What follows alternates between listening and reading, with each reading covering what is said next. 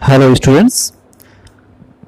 आज इस video lecture में मैं आप सभी को the passing away of Bapu कहानी का थर्ड यूनिट पढ़ाऊंगा।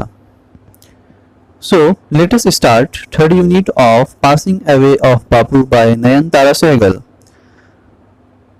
Some days after the funeral, a special train to Gandhiji's ashes to Allahabad.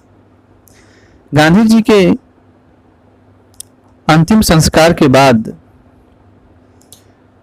कई दिनों के बाद गांधी जी के अस्थियों को, गांधी जी के चिता के राख को गंगा में बहाने के लिए इलाहाबाद ले जाया जाता है। The compartment was decked with flowers. जिस ट्रेन के डब्बे में गांधी जी के अस्थियों को रखा जाता है, ट्रेन के उस डब्बे को फूलों से सजाया जाता है। People on the train sang bhajans. और जितने भी लोग इस कार्यक्रम में सम्मिलित होते हैं, गांधी जी के अस्थि को बहाने के लिए इलाहाबाद जाते हैं, उस मंडली का भी व्यवस्था था। सारे रास्ते उस ट्रेन में भजन गाते हुए लोग जाते हैं। People did not weep anymore, for they could feel Gandhiji's presence amid the flowers and the song. Gandhi ji के जितने भी फॉलोवर्स थे, जितने भी अनुयायी थे, जो भी उनके करीबी लोग, जो कल तक गांधी जी के मृत्यु पर रहे थे, जब वह इलाहाबाद गंगा में गांधी जी की अस्थियों को बहाने जा रहे हैं, तब अभी वहां भजन हो रहा है। चारों ओर धूप बत्ती, फूल इत्यादि सजाए गए हैं और लोग रोना अब बंद कर दिए हैं, क्योंकि अब वह धूप के सुगंध के बीच, फूलों के सजावट के बीच और गांधी जी के रखे हुए अस्थि के बीच वह गांधी जी को महसूस कर पा रहे हैं। At every station, sorrowful crowds fill the platform.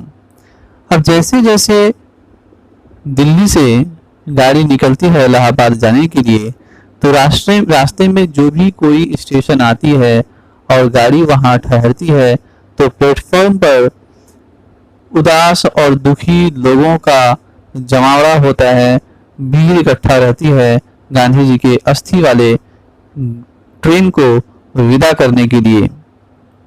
Amid the song and prayers, the train reached Allahabad. और इस तरह से प्रार्थना करते हुए, भजन गाते हुए ट्रेन दिल्ली से इलाहाबाद पहुंच जाती है।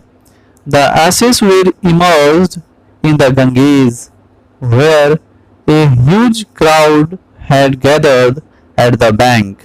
अब देखिए, जब गांधी जी की अस्थियों को लेकर के लोग दिल्ली से इलाहाबाद पहुंचते हैं, तो हिंदू धर्म में विशेष महत्व है। आप सभी स्टूडेंट्स के मन में यह प्रश्न उठ सकता है कि गांधी जी की अस्थियों को बहाने के लिए इलाहाबाद ही क्यों गए लोग।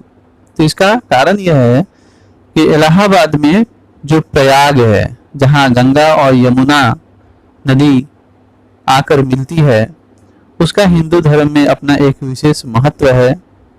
तो वहां गंगा में गांधी जी के अस्थियों को बहाने के लिए दिल्ली से उनके अस्थियों को लोगों ने इलाहाबाद लाया है। और जब गांधी जी के अस्थि को बहाने के लिए गंगा के घाट पे लोग पहुंचते हैं, तो वहां हजारों की संख्या में लोग गंगा के घाट पर जमा हो जाते हैं। Afterwards we all went back to Delhi. उसके बाद लेखिका बहुत कहती है कि गांधी जी की अस्थियों को, गांधी जी के राख को गंगा नदी के धारा में बहाने के बाद, सारे संस्कार और सारे क्रिया कर्मकांड कर लेने के बाद, लेखिका और उनकी बाकी साथी लोग सभी दिल्ली वापस लौट आते हैं। अगले पृष्ठ में देखते हैं। Back in Delhi I felt at sea. लेखिका कहती है कि इलाहाबाद से वापस दिल्ली लौटने के बाद समुद्र के किनारे एक दिन जब मैं गई, तो मैंने not directly walked with Gandhi ji, going to prison at his call, or made any sacrifice for my country. My sisters and I and other young people like me had been merely onlookers. उन्होंने यह एहसास किया, वह यह महसूस करती है कि गांधी जी के बुलाए जाने पर, प्रत्यक्ष रूप से गांधी जी के बुलाए जाने पर न तो लेखिका कभी गांधी जी के आंदोलन में शामिल हुई, न ही उनके पदयात्राओं में शामिल हुई और न ही जेल गई। एक तरह से लेखिका यह कहना चाहती है कि आज़ादी के संग्राम में, स्वतंत्रता संग्राम में लेखिका का जो योगदान है वह नगण्य है, बहुत ही छोटा और बहुत ही कम योगदान है। वह कहती है और made any sacrifice for my country, मैंने देश के लिए कोई कुर्बानी नहीं दिया, मैंने कोई बलिदान नहीं दिया। My sisters and I and other young people like me had been merely onlookers. वह कहती है कि चाहे वह मैं हूँ या मेरी बहन हो या मेरे जैसे और बाकी युवा जो है देश के, हम लोग सिर्फ दर्शक मात्र थे। हम लोगों ने बस गांधी जी द्वारा चलाए गए आंदोलन को दूर से देखा और समझा, लेकिन गांधी जी ने जिस तरह से देश के प्रति अपने जीवन को समर्पित कर दिया, उस तरह का कोई भी योगदान हम नहीं दे सके। But still I felt at sea, लेकिन फिर भी मैं समुद्र किनारे यह महसूस करती रही। I felt I had grown up with a magic circle. With Bapu's passing away, I felt that magic circle had vanished, leaving me unprotected.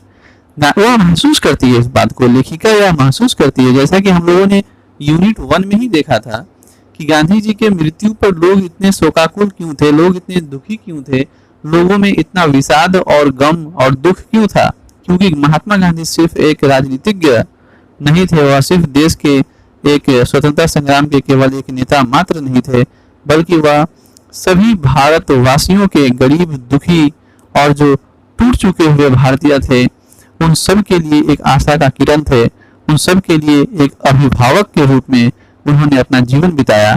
तो लेखिका वही कहती है कि I feel the magic circle had vanished. वह कहती है कि जैसे मेरा बचपन एक सुरक्षा कवच के बीच, एक सुरक्षा वृत्त में, एक सुरक्षा कवच में मैं पली बढ़ी, लेकिन गांधी जी के चले जाने के बाद वह वृत्त जो था, वह जो एक शील्ड था, एक सुरक्षा कवच था, जैसे कि वह अब गायब हो गया है और मैं अनप्रोटेक्टेड रह गई हूँ, अब मैं असुरक्षित महसूस कर रही हूँ। गांधी जी के चले जाने के बाद गांधी जी के हजारों अनुयायी, उनके प्रियजन, उनके साथ जिन्होंने वक्त बिताया था, समय बिताया था, वह इसी तरह से शोकाकुल हो गए थे, दुखी हो गए थे गांधी जी के जाने के बाद। With an effort, I roused myself।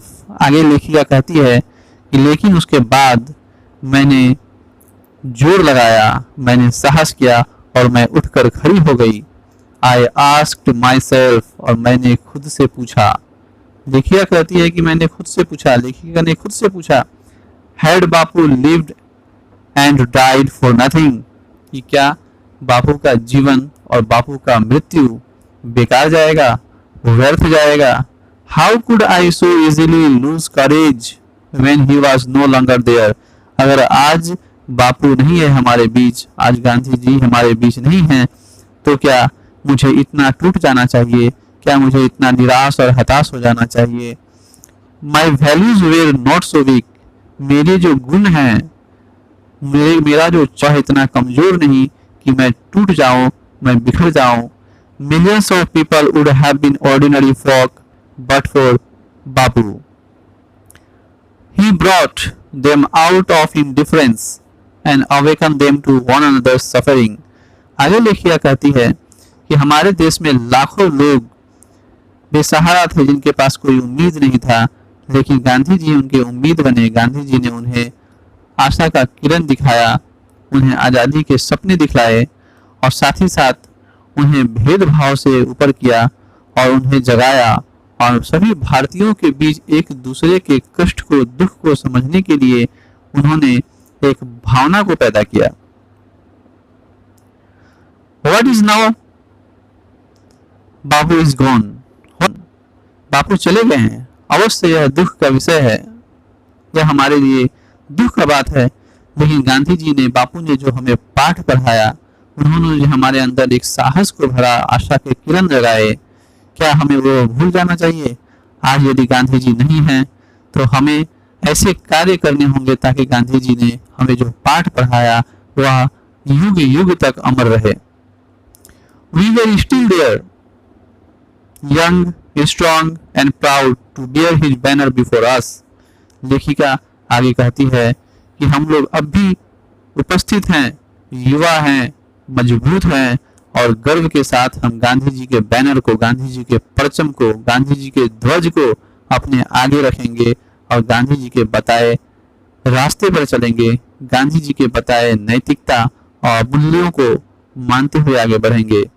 Bapu had passed away, but his India would continue to live in his children। देखिए कहती है कि भले ही बापू इस दुनिया से चले गए, उनका मृत्यु हो गया, लेकिन उन्होंने जो पाठ भारतीयों को पढ़ाया, उन्होंने भारतीयों के अंदर जो आशा की किरण जगाए, जो उम्मीद दिखाया, वो सारे पाठ, वो सारे लेसन्स, वो सारे गांधी जी के टीचिंग्स उनके बच्चों में, कहने का मतलब है कि भविष्य में भी गांधी जी का पाठ जीवित रहेगा। गांधी जी के बताए हुए रास्ते पे भारतीय जो चलेंगे और हम गांधी जी को सदा अमर अपने जीवन में बनाए रखेंगे। Thank you very much. इस तरह से पासिंग अवे ऑफ बापू का यूनिट 3 खत्म होता है और इस तरह से ये कहानी पूरी खत्म होती है। उम्मीद करता हूँ आप सभी को यह कहानी अच्छे से समझ आई होगी।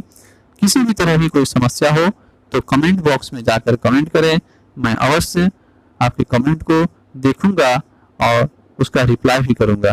Okay, thank you very much.